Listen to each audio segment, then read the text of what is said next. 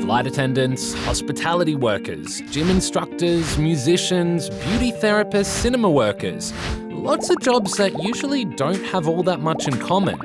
But at the moment, they're all going through something similar. And it's thanks to, you guessed it, COVID-19. I can't pay my rent. I can't pay my utilities. I've had to let go of all my casual staff. We've definitely seen a 50 to 60% decrease in business and in turnover. Myself and my daughter are both flight attendants, and she doesn't have a lot of leave. I'm lucky I have a small amount of leave, but for her it's really scary.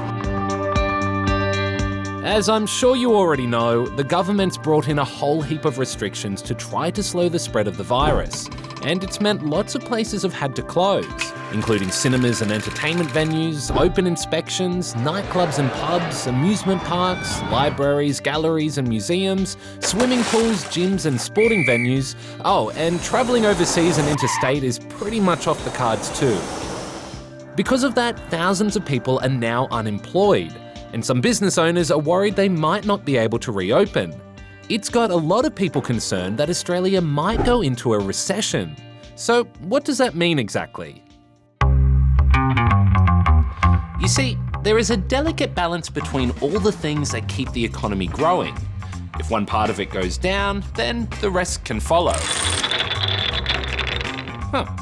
Kind of like these dominoes.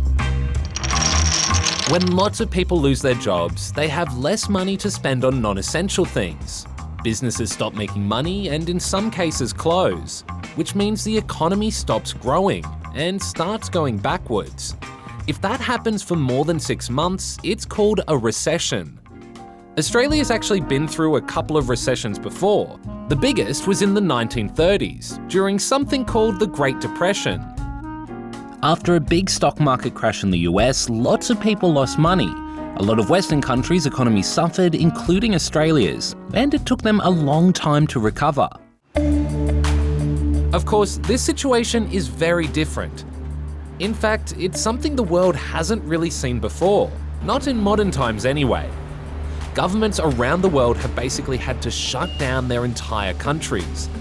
And while many are hoping things will get back to normal when the virus is gone, no one's entirely sure what's going to happen. So many governments, including ours, are doing what they can to keep the economy running. One way of doing that is by propping up the welfare system. You've probably heard of Centrelink, which gives payments to people who lose their jobs, can't work or need extra support. Well, now a lot more people need it.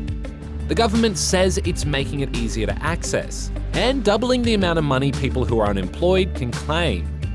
It's also handing out cash payments to small and medium-sized businesses and offering tax cuts for large businesses to help them survive the quiet times and keep people in jobs. But some people reckon it's not enough.